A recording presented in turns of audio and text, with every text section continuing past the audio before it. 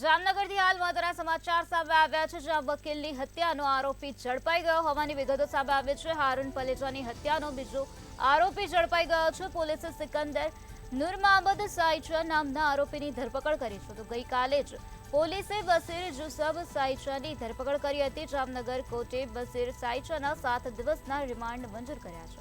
તો વકીલ હત્યા કેસમાં 15 શખ્સ સામે ફરિયાદ નોંધવામાં આવી છે।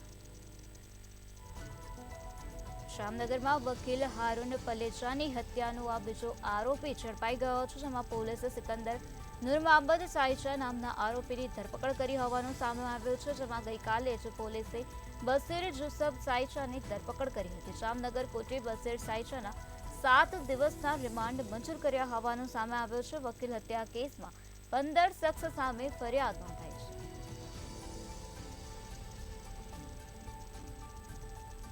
સિકંદર નૂર મહમદ સાઈચા નામના આરોપીની ધરપકડ કરવામાં આવે છે અને વધુ કાર્યવાહી હાથ ધરવામાં આવે છે। વકીલ હારૂન પલેજાની હત્યાનો બીજો આરોપી ઝડપાઈ ગયો છે।